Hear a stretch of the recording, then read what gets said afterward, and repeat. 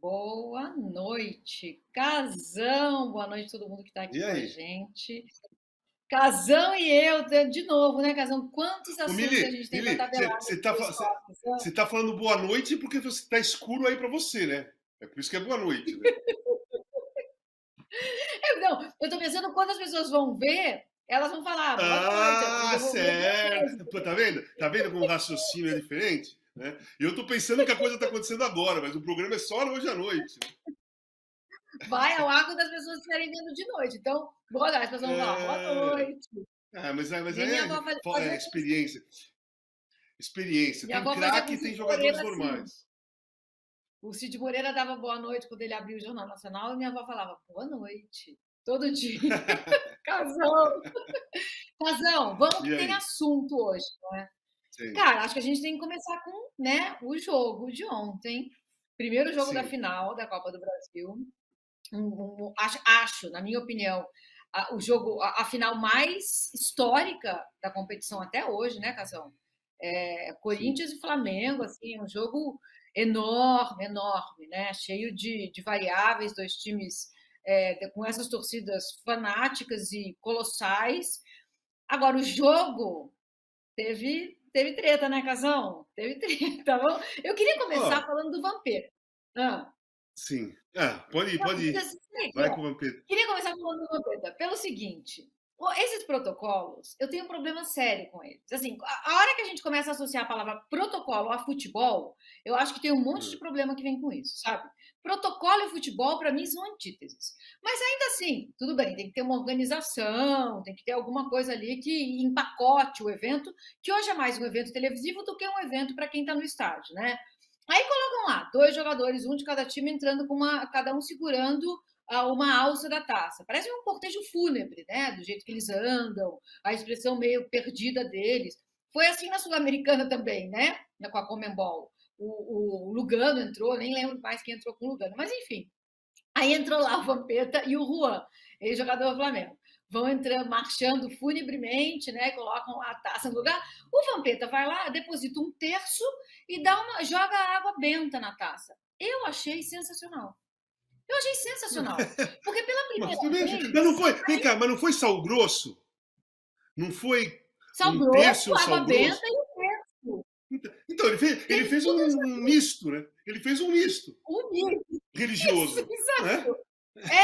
É a cambalhota religiosa dele, aquela mesma cambalhota que ele É, deu com o Fernando Henrique. é. É isso, Não, porque a gente O é Vampeta tem uma espontaneidade espetacular. O Vampeta, ele é espontâneo. Você maravilhoso. pode concordar ou não concordar com o que ele fala, você pode pensar qualquer coisa, né? Mas relacionado à verdade própria dele, ele é verdadeiro com ele Sim. mesmo. O que ele faz, as Sim. coisas que ele faz, vem de dentro dele mesmo. É uma coisa espontânea. E com o que a gente é, né, Casão? Porque assim, ele vai lá É, e dá uma benzida, batiza a taça, né? Ele rompe o protocolo, ele arrebenta o sim. protocolo. É isso que a gente é. Importar esses protocolos da UEFA e da FIFA e jogar aqui para o nosso É, futebol fica é. cafona. Não é o que a Fica gente é. Aquela completamente lesada diferente. fúnebre. Não tem nada a ver com Sim, aquilo. Nós não temos nada a ver com aquilo. Né? O futebol, o nada, nosso nada, futebol, nada. ele é festivo por natureza. Ele é festivo Exato. porque o povo brasileiro é festivo. Então, eu também acho aquela entrada dos dois times, um do lado do outro, assim, sabe? Entrando, aí vai cantar o hino. Eu acho aquilo que não faz parte, não tem nada a ver com a história do nosso futebol, aquela coisa de entrar correndo, a torcida vibra, sabe? Aquele negócio. Se você dá uma esfriada no cara, o cara aquece, tá louco para entrar no campo para ver o barulho da torcida, aí você dá uma esfriada nele. Aí você fica aqui parado, você vai andar do lado do cara, tal. Sabe, eu nunca concordei com essas mudanças no futebol. Agora, em relação ao Nem Vampeta e eu. ao Juan, eu acho o seguinte, beleza. Eu gosto muito do Vampeta, o Juan jogou no Flamengo também, mas nenhum dos dois foi campeão da Libertadores. Nenhum dos dois foi campeão da Libertadores pelos times que ele representaram. Né? Ali seria o ideal, por exemplo, se chamar o Sheik, o Emerson Sheik, e trazer o Zico, talvez, sabe? Chamar dois jogadores que foram decisivos em Libertadores para os dois times, né? Ou de Copa do Brasil, dois ídolos que ganharam Copa do Brasil, ídolos assim, histórico do time. O Vampeta é um ídolo histórico, mas o Juan não é do histórico do Flamengo, né? Pelo tamanho da final, pelo tamanho dos dois times, pela história dos dois times, eu acho que merecia ter presença mais marcantes da história dos dois times, independentemente se foi campeão de Copa do Brasil, se foi campeão brasileiro, se foi campeão de Libertadores ou qualquer outra coisa. Mas dois caras que você olha e você fala assim, caramba, Vampeta, você olha e você fala, pô, o cara foi campeão mundial em 2000, bicampeão brasileiro, né? Aí você olha o Juan, você vê o Juan com uma história boa, bom jogador, mas bem discreta no Flamengo, né? Nada que colocasse o Juan numa posição de tanta importância assim para o Flamengo, né? Na minha opinião. Nada contra o Juan. Eu tô falando em cima do que eles quiseram fazer. A proposta que eles quiseram fazer. Levar dois ídolos. Aí eu acho que, se é para fazer isso, leva a cara pesado. E outra razão, dois ídolos, um jogador de cada time, ídolo, naquele lugar enorme, qualquer uma final, é um evento grandioso. Fica pequeno, entendeu? Por maior que seja o ídolo, fica pequeno aquilo. Aquilo feito para a TV, porque aí a câmera está em cima do cara, a câmera vai andando com ele. Não funciona, nem para a TV funciona. E aquela entrada lá antes, né, que você tinha o túnel, e aí você não sabia que time que estava entrando, e quando você via que era o seu time, você via o estádio explodir, aí quando era o outro, o estádio vaiava. Isso é a gente. Isso é a gente. Esse caminho mais estreito até o campo, um túnel, isso é um caminho do sagrado. É o caminho que a gente faz na vida. É assim, você passa por um momento sombrio, escuro, você vai andando, pensando sobre aquilo, até que você dá num lugar enorme, grandioso, colorido, alegre. Assim é a vida. E assim era que a gente entrava no campo antes. Então, tinha um ritual sagrado, não tem mais. Então, e outra coisa, assim, eu como jogador, ex-jogador, eu aquecia, estava pronto para o jogo, mentalizando o jogo, uma final, super focado, com a adrenalina lá em cima. Quando entrava e a torcida do Corinthians explodia, aquela adrenalina e aquela empolgação, ela tinha continuidade. A vibração da torcida dava continuidade àquilo que eu estava sentindo antes de entrar no jogo. Hoje não. O cara entra parado, andando. Agora as bandeiras voltaram, né? As bandeiras voltaram agora, você pode levantar a bandeira e tal, ficou mais próximo daquilo que a gente era antes, mas quando você entra, é desproporcional a frieza da entrada dos jogadores com a explosão que a torcida tem hoje em dia, né? Ontem, por exemplo, a torcida do Corinthians explodiu, mas explodiu com dois times andando dentro do campo, indo lá, se posicionar, falar um com o outro. Cara, é completamente desproporcional, sabe? Os jogadores... contraditório. É contraditório, porque a torcida está com um comportamento e o jogador está com outro comportamento. E, na realidade, eu vou te falar, os jogadores, eles precisam conter a empolgação e a adrenalina deles para entrar naquele protocolo, sabe, frio, morto. Entendeu? Porque dentro deles, eles não estão daquele jeito. Dentro deles, eles não estão daquele jeito. Dentro deles, eles estão explodindo igual a torcida explode. Igual a torcida explode. Só que eles têm que ficar ali se segurando, não pode fazer nada, não pode correr. Você é obrigado a ficar parado. Cara. E eles não se permitem nem ser contagiados por aquilo, porque o protocolo exige ponderação. Ponderação. Vamos entrar como entram os povos civilizados, que é essa concepção, né? Se está na Europa, é civilizado. O oposto civilizado é barbárie. Então não queremos, né? E é uma mentira. A gente inventou o drible, Casão. Nós somos o país que inventou o drible. Antes, quando o futebol chegou aqui, era lançamento e cruzamento. Aí o Brasil inventou o drible. E essa história é maravilhosa. O drible nasceu nos locais onde a capoeira foi proibida. Porque houve uma lei racista que proibiu a capoeira. Naqueles lugares começou a se jogar o esporte novo, que estava chegando, o futebol, e aí eles misturaram as coisas. A ginga da capoeira com o drible. Exatamente. Aí a gente quer ficar igual a eles. Tá tudo bem, eles são eles, né? Eles que façam do jeito deles. Mas a gente não pode juntar. Não, a gente não pode, não dá. Eu acho assim, os estádios ficaram parecidos com o deles, né? Por causa da Copa, aquelas arenas. Ok, óbvio, muito melhor, gramado bom, muito melhor para o futebol, mas é até aí a mudança. Aí você vai mudar a essência de um sul-americano, de um brasileiro. Você vai mudar a essência de um povo alegre, que tudo é festivo, que tudo ele se coloca por inteiro.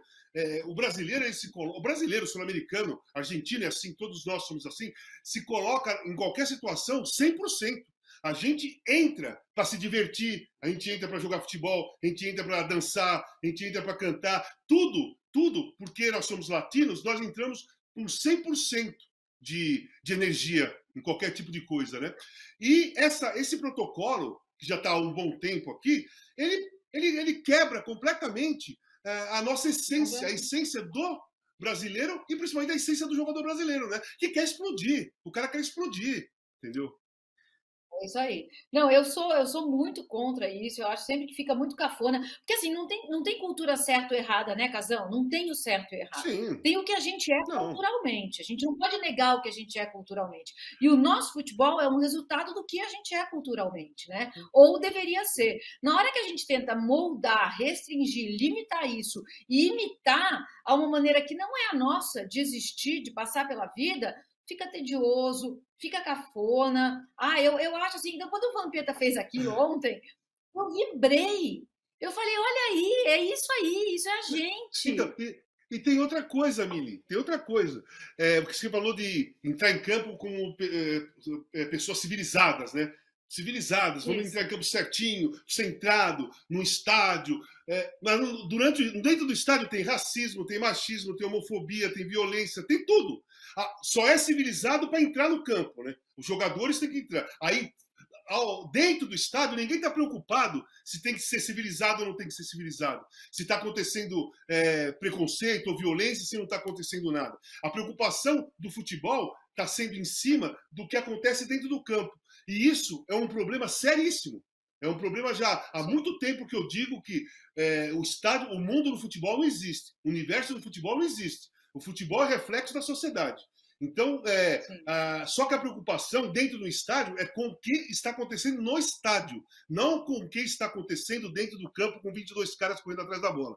Aquilo ali é um esporte. A parte civil, a parte do cidadão, o comportamento é dentro do estádio, são nas arquibancadas. É ali que tem que mudar a situação, não é dentro do campo, é ali que tem que mudar, né? O estádio tem que ser mudado através do comportamento dos torcedores, não mudando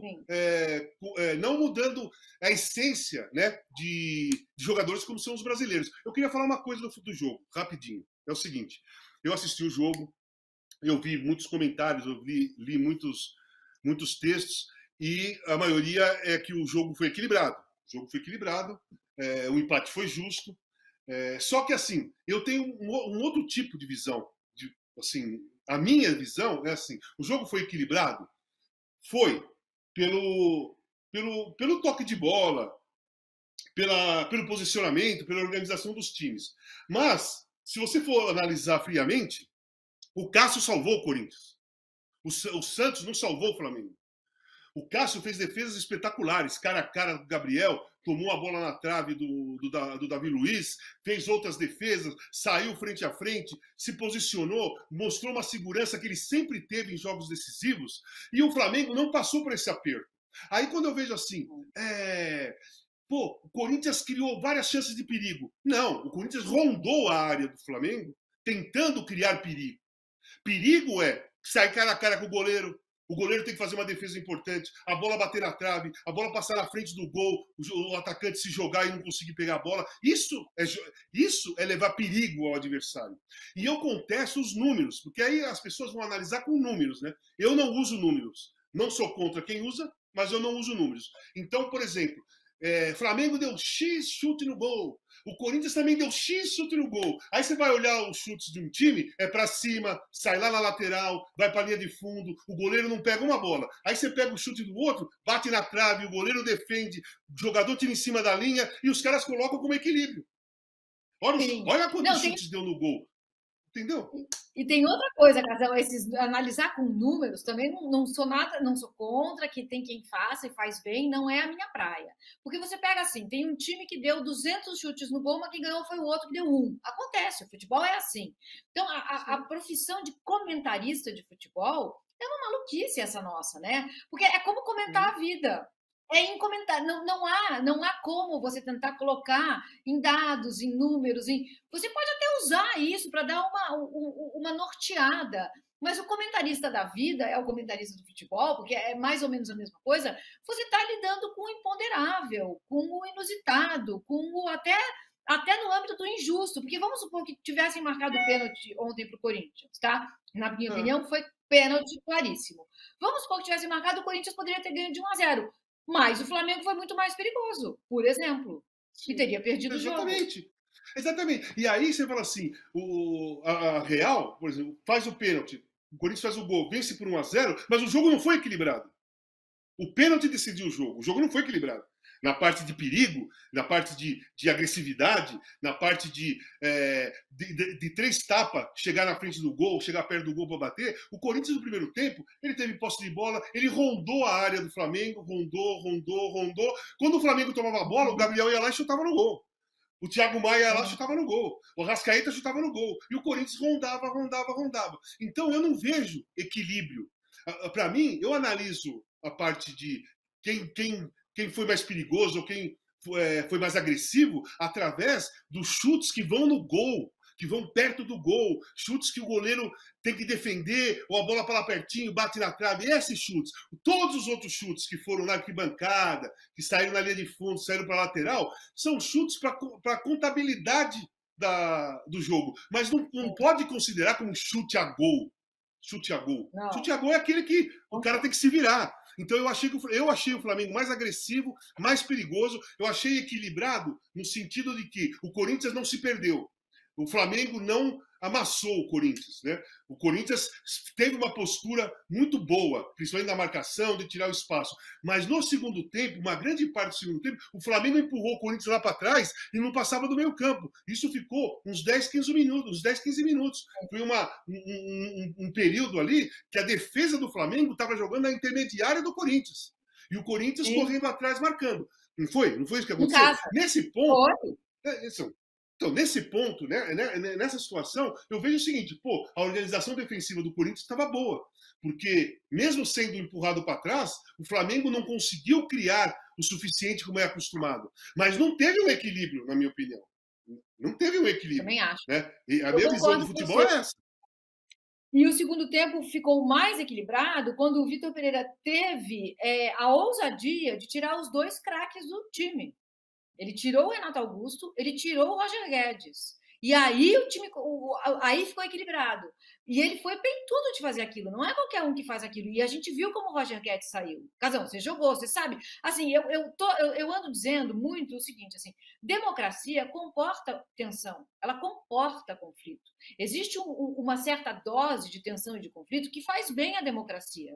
Né? Então, por exemplo, vai ter que uma hora sentar o pessoal do agronegócio com os ambientalistas, porque senão não tem mais vida na terra. Então a gente vai ter que sentar e negociar. O agronegócio dá muito dinheiro para o país, sim, mas está matando as florestas, e se as florestas morrerem, morremos nós. Vamos ver o que a gente faz a partir de agora, um plano de ação. Então, quando você é um jogo decisivo, você é, como o Roger Guedes, um cara que quer jogar. Você vê que um número ali para você sair, você vai sair com aquela cara que ele saiu. Eu acho que até aí tá normal. A gente não precisa fazer um drama com isso. Aí vai lá no vestiário e conversa. Não é assim, Casão? Não sei, eu fico assim. achando que não, a gente perdeu é isso que você falou. É isso que você falou. Um conflito. O erro nessas situações ia levar adiante isso. Se levar adiante, você começa a colocar uma certa tensão na relação de jogador e treinador. Né? O Rafinha foi substituído ontem contra o do Barcelona e Inter de Milão. Ele saiu bravo, ele saiu irritado. Cara, é lógico, um jogo daquele foi 3-3, o time estava perdendo, correndo atrás, o cara quer jogar, o cara se acha e tem razão de se sentir importante para poder decidir uma jogada, fazer um gol e tudo mais. O cara sai bravo, como o Roger Guedes saiu, como o Gabriel também não gostou de ter saído, entende? É normal isso. É normal isso. O que não pode é levar. O que não pode é que estava acontecendo com o Flamengo na época do Rogério, por exemplo. O Gabriel saía, dava tapa no copo, punha os dois pés no banco, ficava com a cara amarrada, como o Nenê fazia na época do Aguirre aqui no São Paulo, sabe? Isso já é premeditado e aí quer, pela própria vaidade, criar um tumulto para que seja favorecido numa relação. Agora, nesse caso aí, eu não vejo problema nenhum. O Roger Guedes ele é intenso. Pessoas intensas, elas não querem sair dos lugares. Pessoas intensas, elas querem continuar nos lugares. Elas querem, mesmo não estando bem numa relação, ou no futebol, ou numa relação amorosa, ou num trabalho, ou qualquer tipo de coisa, a pessoa intensa, quando ela está em dificuldade, ela não quer sair, porque ela não aceita perder. A pessoa intensa, ela é guerreira. Então, ela sempre quer dar a volta por cima e correr atrás, tentar melhorar, tentar mudar a situação. E no futebol é assim, quando você sai, acabou. Quando você saiu, entrou outro cara. Você vai sair, vai ficar lá no banco, vai ficar olhando, ou você vai para o vestiário. Então, isso incomoda as pessoas intensas. E o Roger Guedes é intenso. Então, eu não vejo problema nenhum quando um cara sai desse jeito, ou qualquer outro jogador sai desse jeito. Pô, jogador de futebol, ele quer ganhar o jogo. O atacante, ele quer fazer gol. O atacante entra no campo, em qualquer situação, ele sempre acha que quando ele pegar na bola, ele vai decidir o jogo. Isso é do atacante. O atacante pensa desse jeito. Então, quando você sai do jogo, na sua cabeça assim, pô, eu ia fazer o gol, cara. Eu tava bem, eu queria fazer a jogada tal, e você não vai fazer mais. Por isso que a maioria sai com a cara feia, e isso é normal, cara. Seria fora do comum o cara sair dando risada, sentar ali e ficar sossegado. Não vejo, só não pode levar adiante. Exatamente, é isso aí. Acho que o que é o Roger Guedes contém essa intensidade. E aí é uma questão de você conseguir colocar isso dentro de um ambiente de diálogo. A intensidade, é isso aí, eu vou ficar puta, eu não quero sair, eu acho que eu teria feito gol, queria fazer um gol, e aí vai sair puto. Aí senta ainda no vestiário, conversa. Essa tensão Mili, que a gente perdeu. Olha só, em 83, quando o Corinthians foi bicampeão, no jogo com o São Paulo na quarta-feira, já estava 38, 40 minutos e tal, o empate era do Corinthians, e a gente estava tocando a bola, e um jogador de São Paulo, que eu tenho dúvida se foi o Dario ou se foi outro jogador, eu toquei e ele entrou duro, me pegou e eu caí. E o juiz expulsou o jogador de São Paulo. E eu fiquei revoltado, né? Fiquei caído revoltado. Os caras segurando. O Jorge Vieira, que era o treinador, achando que eu poderia ser expulso também, ele me substituiu. Eu deitado no campo, saindo de maca, ele colocou o Wagner para jogar, o zagueiro. O Corinthians fez o gol, o Magrão fez o gol, empatamos 1-1, fomos campeões, mas eu saí indignado daquele, porque, na minha opinião, eu ia conseguir fazer um gol do título, eu ia conseguir fazer gol, eu queria dar a volta olímpica com a roupa do Corinthians, entendeu? E naquela época você saía do jogo, você ia pro vestiário. Não é que nem hoje, o cara sai e fica sentado no banco. Naquela época era obrigado a ir embora, você não podia ficar dentro do campo. Você era substituído, você ia pro vestiário. E eu dei a volta olímpica de calça jeans, com uma camisa que tem uma foto histórica, com o Magrão me abraçando, eu estava chorando porque eu queria estar com a roupa do Corinthians na volta olímpica, entendeu? Por isso que eu estava chorando. Eu não queria estar de calça jeans, eu queria estar com a camisa do Corinthians, entende? Por causa da intensidade da gente, eu sou muito intenso, sempre fui muito intenso. E o intenso, ele não é desistente. A pessoa intensa, ela é resistente, ela não desiste. Então, quando alguém faz com que ela desista sem a opinião dela, você sai e foi outro cara que te tirou. Então, ele fez você desistir daquilo. Né? Você fica indignado, entendeu? E você mudou alguma hora na carreira? Não, Casão? Você continuou indignado até o fim? Não, assim, você vai amadurecendo, você vai entendendo melhor, a sua intensidade, não, o seu entendimento de todo mundo tem que jogar, sobre se isso é normal, vai caindo a ficha. Mas mesmo assim, até eu terminar a minha carreira, jogos importantíssimos, eu não queria sair de jeito nenhum. Eu queria jogar. Eu sempre achava que eu ia fazer gol. Não tem, atacante não tem isso. Não, pode ser o atacante melhor seleção do mundo ou o centroavante do pior time do mundo. O atacante acha que vai fazer gol sempre. O time dele está perdendo 5-0, ele acha que vai fazer o gol. E quando se ele fizer um, ele acha que vai conseguir até empatar o jogo. Entendeu? É questão de pensamento mesmo, de posição, sabe? Então você não gosta de sair. Entendi. Ô, Casão, uma outra coisa que eu acho muito bonita que voltou, que levou também uma culpa que não era dela, são as bandeiras, né? Como é bonito ver o estádio cheio de bandeira. Nossa Senhora, que emocionante. É outra coisa. Maravilhoso ontem, o estádio lotado. Para quem nunca viu isso, pessoas que nasceram já com a bandeira proibida de entrar no estádio, devem ter olhado e falado assim, nossa, futebol é isso? Eu pensava que eu já tinha visto tudo no futebol, não tem mais coisa para ver. Né? O futebol te oferece mais coisas. O futebol não é só a bola rolando, um time fazendo gol. Não, a torcida no futebol brasileiro, principalmente, a posição dela nunca foi só torcer. A posição da torcida no Brasil é de fazer espetáculo também.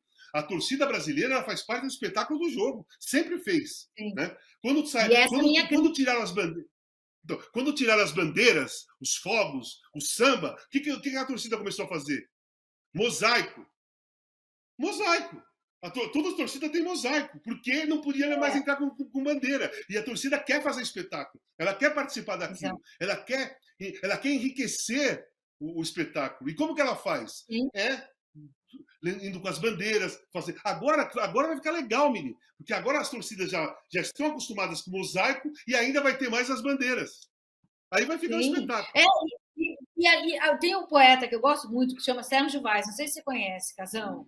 Ele é da periferia aqui de São Paulo. Ele fala o seguinte, futebol a gente não vê, futebol a gente sente. É isso que a gente faz aqui no Brasil, futebol a gente sente.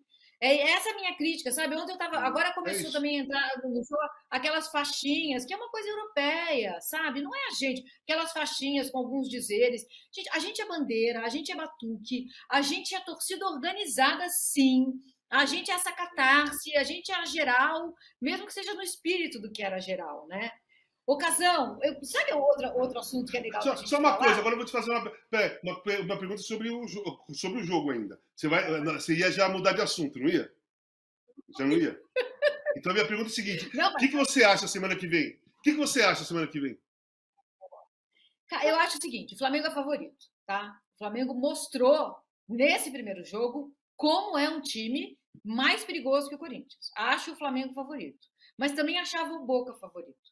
Eu acho que esse time do Vitor Pereira é um time que, em jogos específicos, se encontra na marcação e se encontra na intensidade. Se o Renato Augusto tiver num bom dia, eu acho que o Renato Augusto é o ponto de diferença do Corinthians. Ontem ele pegou na bola 3 vezes de uma maneira diferente e levou 3 chances de gol. Deu um chute no primeiro tempo, que a bola quicou antes de chegar no Santos e saiu trincando a trave. Aquela bola não tinha defesa. Não tinha defesa se tivesse num desdobramento de 3 Santos ali no gol. A bola iria entrar de qualquer jeito, se tivesse ido dentro do gol.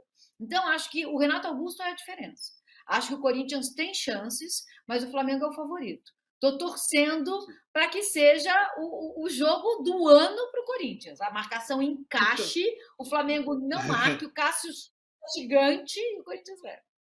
Então, eu acho que o Flamengo é favorito, porque por jogar em casa, por não ter perdido ontem, por ter mostrado que mesmo fora de casa ele levou mais perigo ontem, o Cássio teve que trabalhar pra caramba ontem, mas eu acho que tá aberto a disputa tá aberta. O Flamengo é favorito para ganhar o título, mas o Corinthians não é um time que vai se entregar com tanta facilidade assim, muito pelo contrário, vai criar muita dificuldade e se encaixar alguma jogada, tem jogadores que podem decidir a partida, jogadores agressivos. Né? Então eu acho que tem isso. Você falou no chute do Renato Augusto, que quicou e o Santos pegou, né? E eu estava hoje de manhã falando de goleiros. Né? Foi para fora. Eu estava falando de goleiros. Você percebeu que ontem nós tínhamos 2 goleiros em campo que encaixam a bola, que eles não criam confusão na área? Percebeu? Porque goleiros, muita gente fala assim, pô, esse goleiro pega pra caramba, pô, aquele goleiro pega pra caramba. Eu falava assim, até pro meu filho, eu falava assim, olha, ele pega, mas ele só rebate.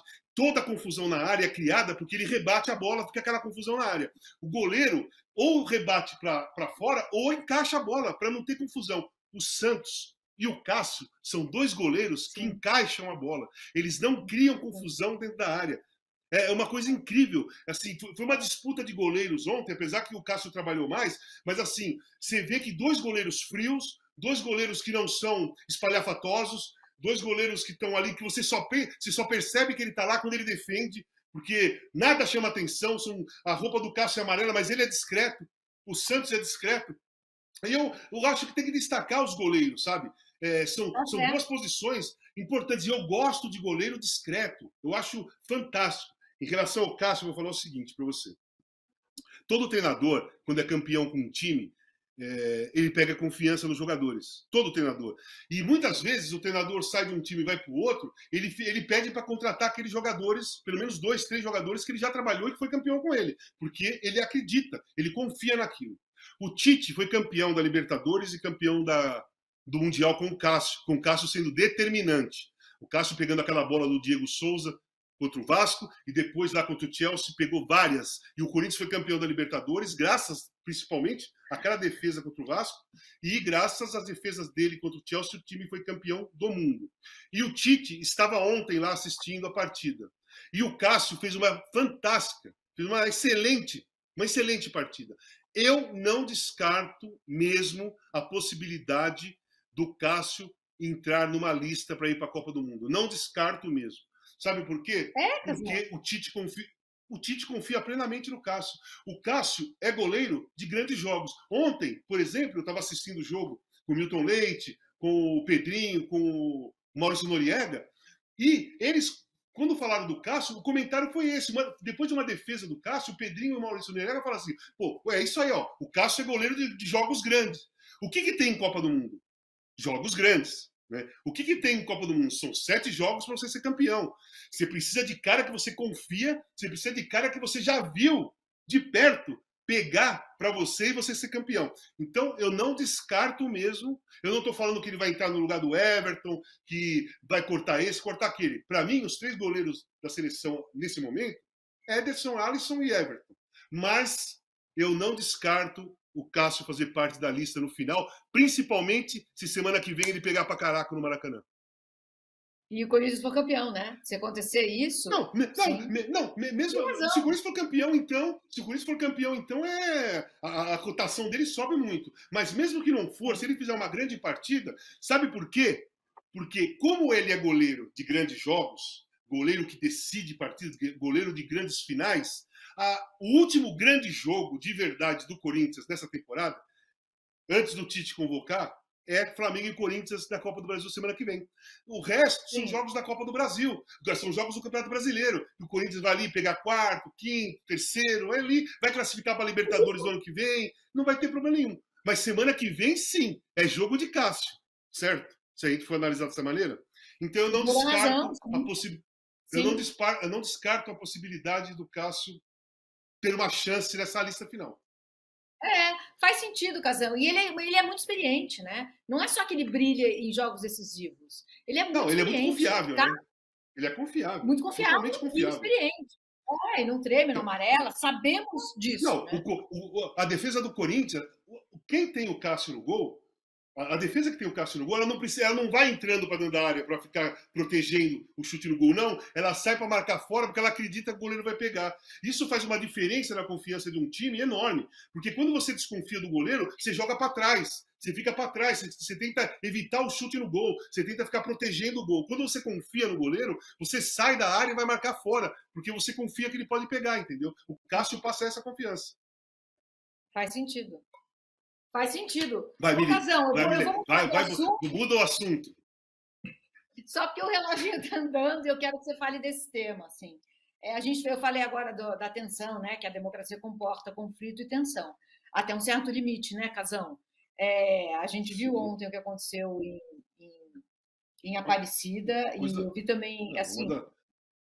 Uma das coisas mais horríveis que eu vi, né, dentro da política brasileira nos últimos tempos foi a tentativa de sequestrar Bolsonaro, a tentativa do Bolsonaro sequestrar para ele 2 manifestações religiosas, uma no Pará, certo?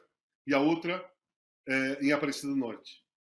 Sendo que foi acompanhado de pessoas truculentas que quiseram bater em jornalistas e que cercaram pessoas que estavam com camisa vermelha também para agredir. Lá em Aparecida do Norte, onde, Mili, onde era um dia de muita fé, de pessoas que caminharam, muitas pessoas caminharam pela Dutra toda até chegar em Aparecida do Norte, porque foi pagar uma promessa, porque pediu alguma coisa para Nossa Senhora em relação a problemas emocionais, em relação a problema financeiro, em relação à dificuldade de vida. E eles foram lá para ver a santa, para ver a missa, para devolver e para demonstrar a fé. E esse cara vai lá e se acha no direito de fazer campanha política. Uma falta de respeito. Sim. Não, Casão, a gente está vendo escalonar, né, uma violência, uma agressividade que a gente nunca tinha visto antes, assim. E a nossa história é uma história de violência, né? É uma história de violências assim monstruosas. Mas o que a gente está vivendo hoje, a gente ainda não tinha vivido. O que aconteceu ontem em Aparecida é muito, muito grave, sabe? E é isso, assim, a gente precisa dar um nome.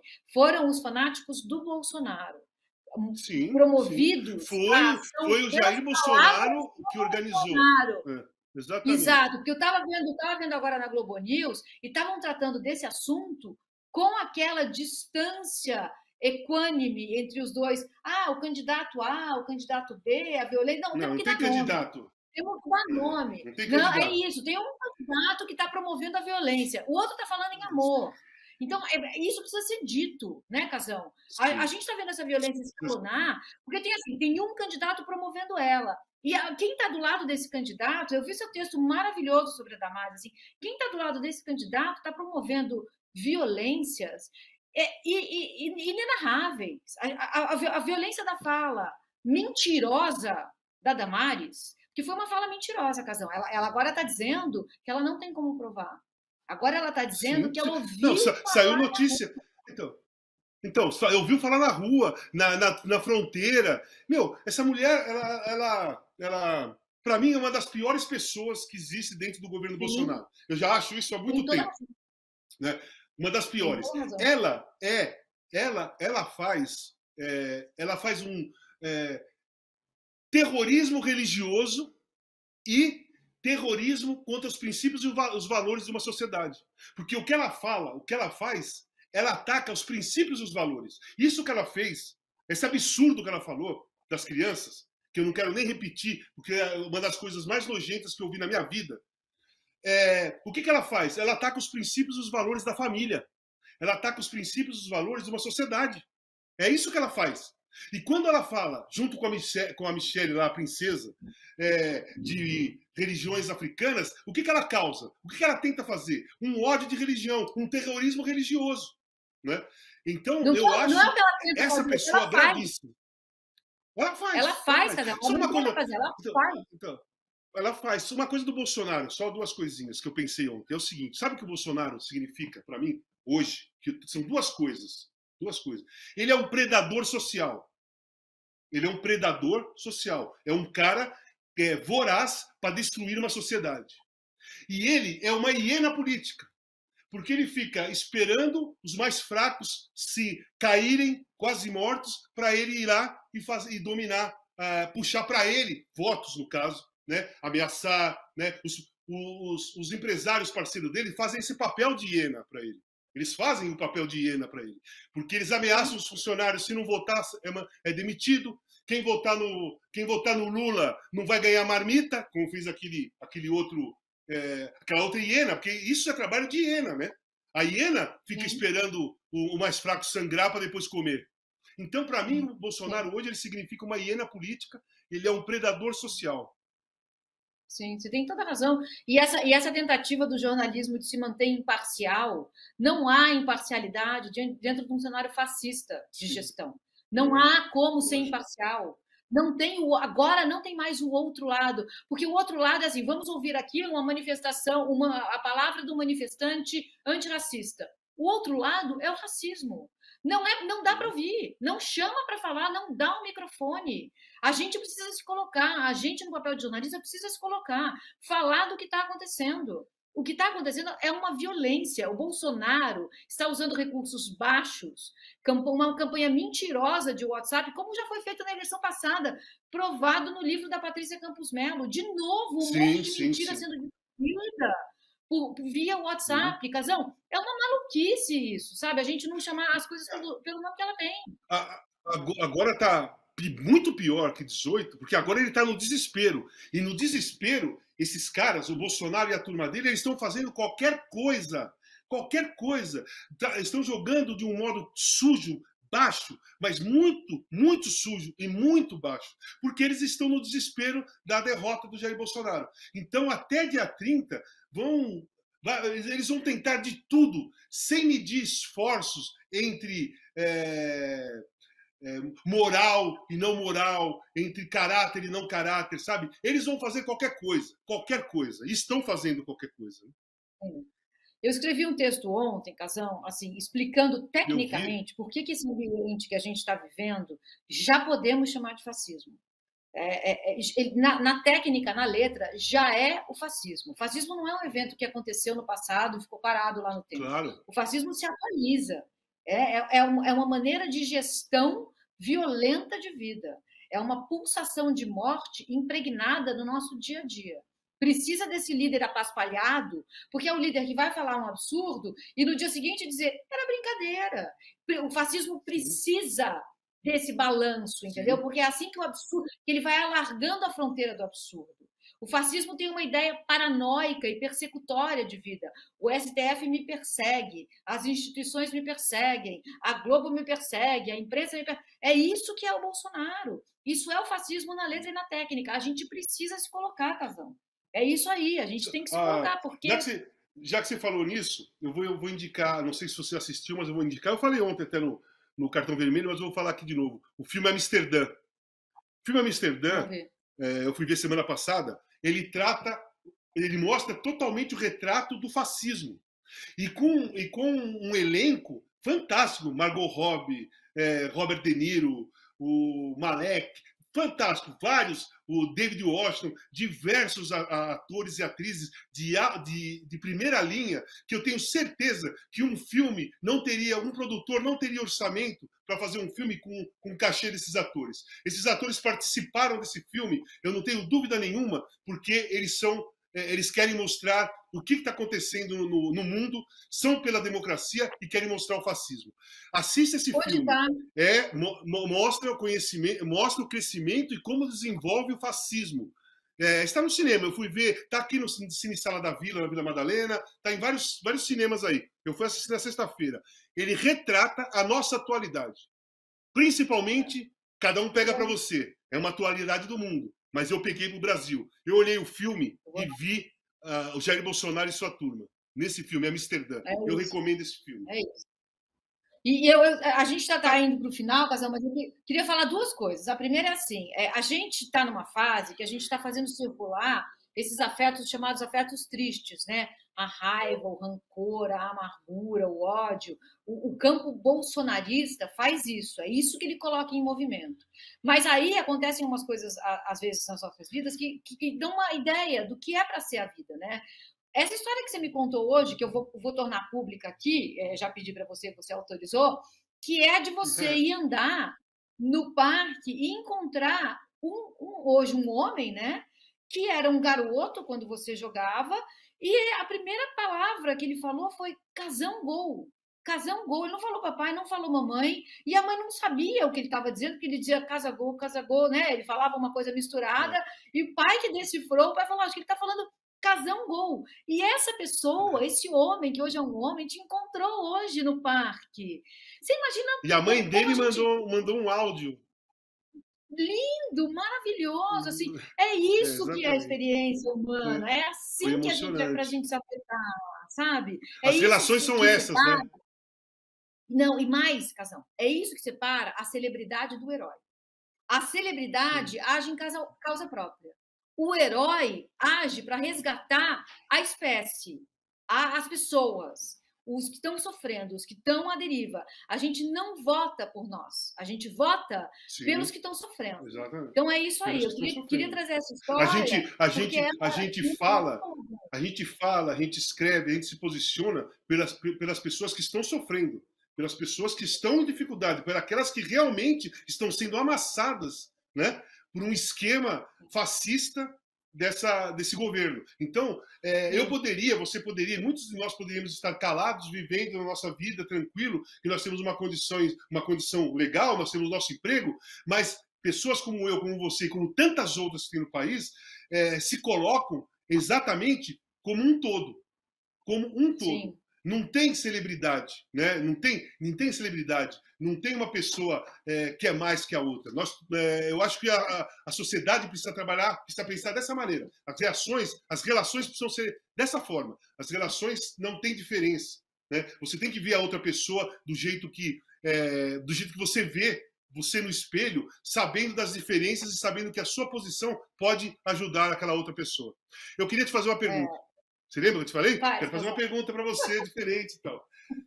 Ó, aconteceu no parque hoje também, então eu vou perguntar para você o que você faria.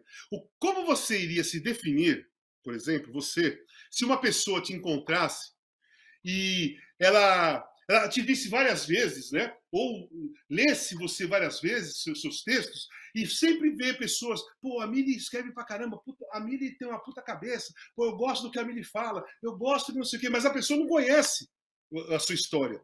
E ela te encontrasse na rua e falasse assim, pô, vem cá, deixa eu te perguntar uma coisa. Por que todo mundo te elogia? Por que todo mundo fala que você escreve pra caramba? Por que você tem boa cabeça?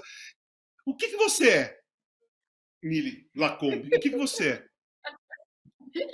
Ei, que pergunta enorme, Casão. Casão, eu sou. Puxa vida, o que eu sou? É difícil responder essa pergunta sem querer cair na tentação de associar imediatamente ao que eu faço da vida para ganhar, me sustentar, né? Não. O que você é? O que você é para as pessoas gostarem tanto de você e te admirarem? Não importa a sua profissão, não importa a sua classe social, não importa o seu gênero, não importa a sua raça, a sua cor. Por que as pessoas gostam de você? É isso. Depois eu explico por que estou fazendo essa pergunta. Cara, eu acho que talvez as pessoas que gostem de mim, elas gostem porque elas veem em mim uma intensidade que é, ao mesmo tempo, verdadeira e preocupada com uma ideia de justiça social, uma ideia de inclusão social, porque não adianta você ser intenso e vomitar verdades para você são verdadeiras, se for para excluir, para oprimir, para separar, para reprimir, né? Essa intensidade não está servindo, mas uma intensidade que busque por inclusão, que busque por um mundo mais justo, um mundo em que a gente seja um mundo de tanta justiça social que a gente possa ser rigorosamente diferente um do outro, nas nossas diferenças criativas, eu acho que talvez seja isso que as pessoas veem em mim, sabe? Essa busca por essa verdade, por essa autenticidade. Não sei. Você não me falou que era essa pergunta, então talvez... É lógico, eu falei que era uma pergunta surpresa. Eu vou te falar. Eu caminho no Ibirapuera 2 vezes por semana. Toda semana eu caminho no Ibirapuera. E lá, eu sou muito bem tratado por as pessoas. As pessoas passam por mim, ô Casão, bom dia, levanta a mão, tira uma fotografia. Eu dou as voltas no campo, conversando com todo mundo. As pessoas me cumprimentam ali. E hoje, eu estava já terminando, encostou um cara que é uruguaio, jovem. Ele falou para mim assim, cara, eu te vejo sempre aqui no parque, todo mundo te cumprimenta, todo mundo quer tirar uma foto com você, todo mundo fala com você.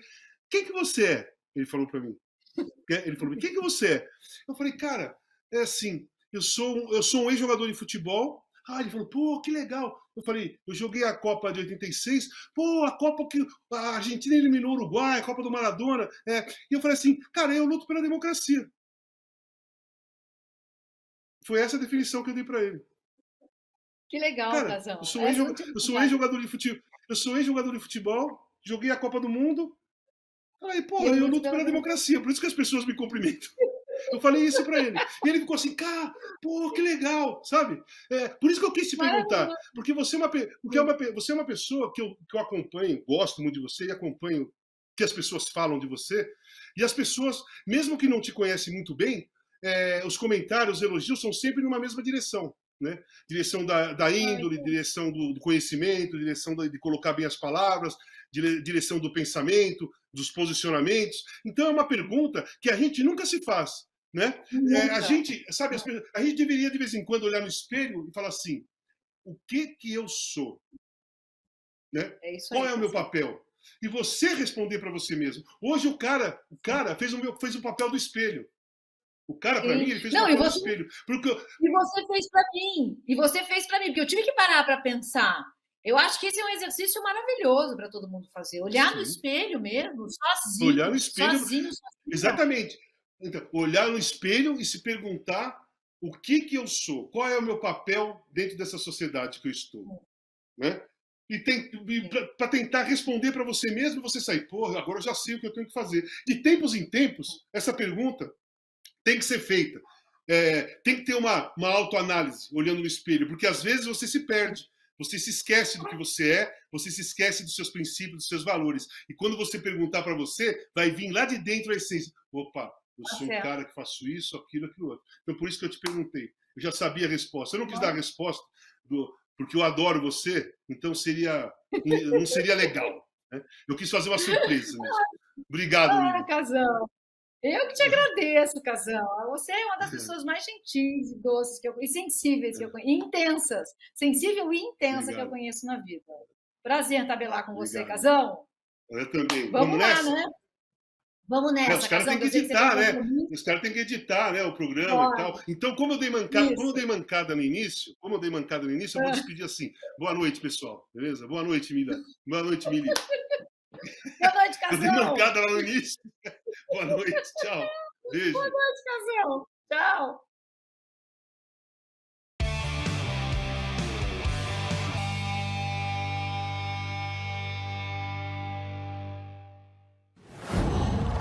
Qual?